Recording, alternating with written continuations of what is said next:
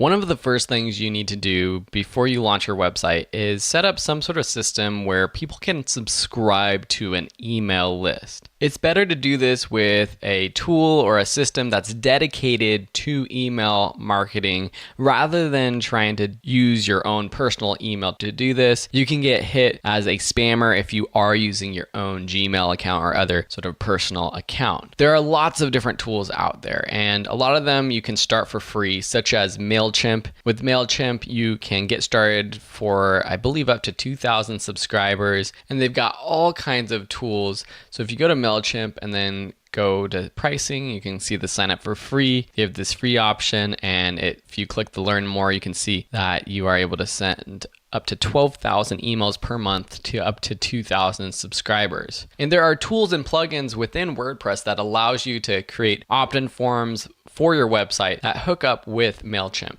Another option is ConvertKit. This is kind of the new kid on the block in terms of email marketing, but they've really pared down the whole idea of email marketing and made it very simple for people who are just getting started. And this is personally what I use currently. Aweber is another option, and this is just another one in a long list of email marketing tools like Constant Contact, Infusionsoft. There's dozens of them out there, and there's great reasons to use any of them. But as always with this class, I want to give you a free option that I highly recommend, and that's built right within WordPress, and that's mailpoet. I actually used to use this before going over to ConvertKit, and it allows you to do a lot of cool things, and it's very simple. So if you search for mailpoet, you'll see mailpoet newsletters, and it's had over 300,000 installs, 5-star reviews, really great. So go ahead and install it, and I'll show you how to use it. When you activate mailpoet, you'll get this welcome letter, and you can walk through their own tour if you want to, or you can just click this thanks now, take me to mailpoet button down at the bottom. There are 4 different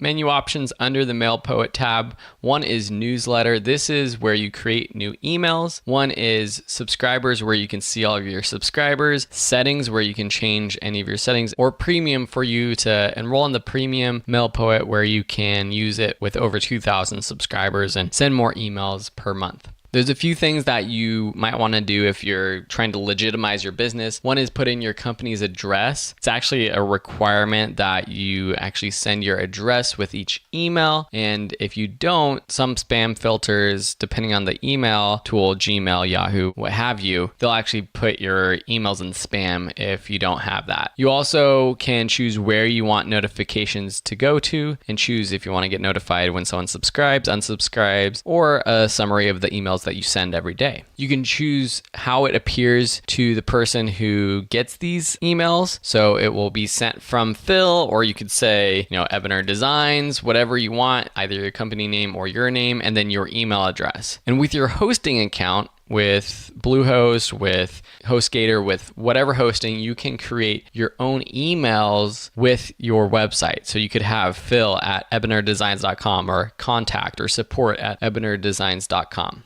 The next tab under settings is your forms. So right within the mailpoet app, you can create a form to put in your website. So click create a new form to add a new form.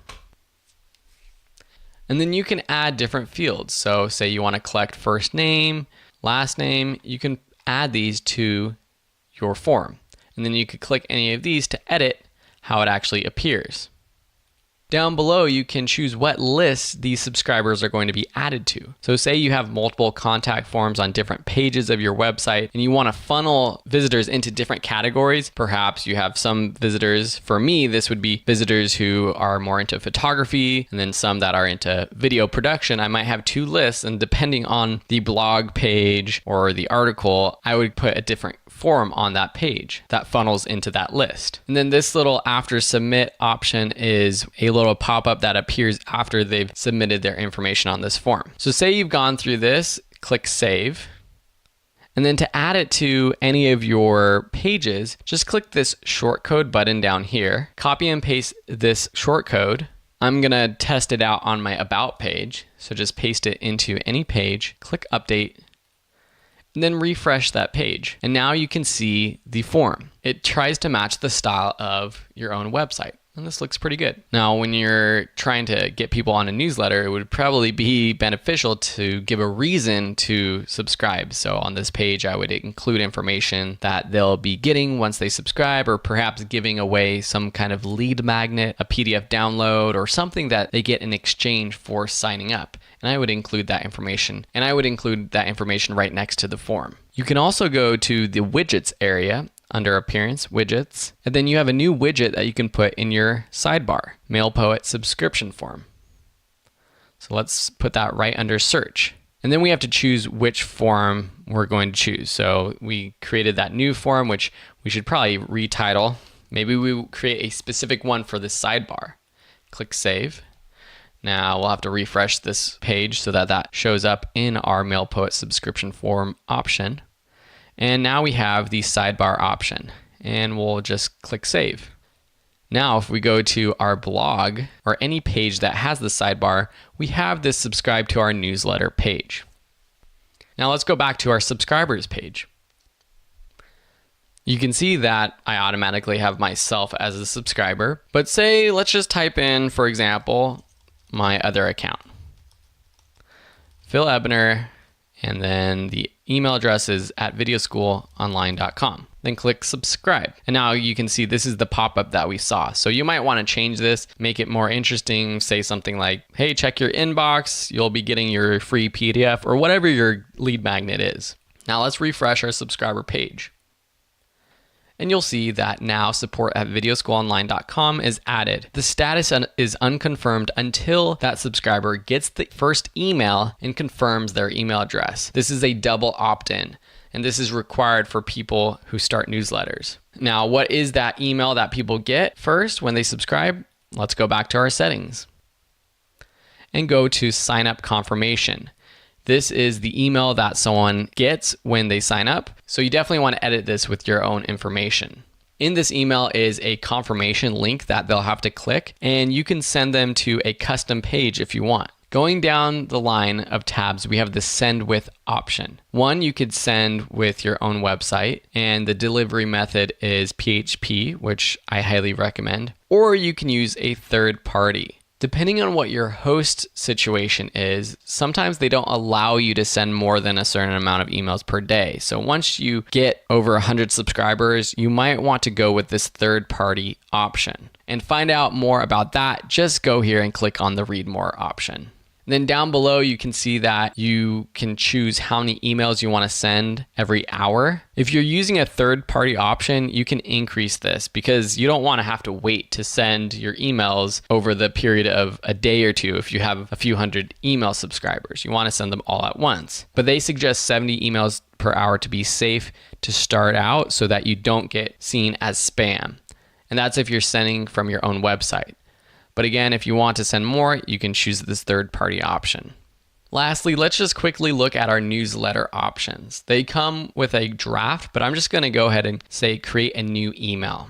This you can see as a one-time email blast or an automatic newsletter. And this is awesome so that you can actually create an automated sequence for your subscribers. So you can automatically send either when someone subscribes to the list or when there's new content. So perhaps you want someone to get notified whenever you post a new blog article. But to do it as an automated sequence, you would choose when someone subscribes to the list, you would choose which list you're using, and you can send either right away or an hour after, a day after, or a week after. So if you want a 10-week sequence, you would choose weeks after, and then you would just set it as 1. And then if you want to create another email in the sequence, you would create a new newsletter and choose 2.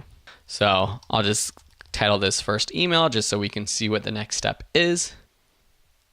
And this is a standard template that mailpoet uses. You can go into any of these blocks and basically edit them, or just go ahead and delete them. And I typically delete these and start from scratch. Over here on the right, you have your options for types of content that you want to add, just regular titles and text, or perhaps a WordPress post. And here you can choose which WordPress posts you want to include. Say you're sending a blast with all of your latest articles, you can choose multiple articles and it adds it to this email blast. Or if you are creating this email and it's the first one being sent out, but you want to send the latest article that you've written, perhaps you choose automatic latest content. And then you choose how many. Let's just do the last one. So this is automatically going to send the latest article to whoever signs up at that time. You can add images, you can change the styles, or you can actually add a custom theme. So if you click the Add More Themes button, there are lots of different themes that mailpoet has given us to start out with. So these are kind of templates that you can use. Once you're done adding all of your content, just click Next Step. Verify your subject line, verify when you want it to be sent, verify the sender of the email, also where the reply to email goes, and then you can activate it, or you can just save it as a draft and activate it later on. You can also enter your email address and send a preview email to see how it looks. As you can see, there's lots of great stuff to do with mailpoet, and of course there's the other options as well. So if you have any other questions, please let me know. Otherwise, just poke around and see all that mailpoet has to offer. It's a great way to get started.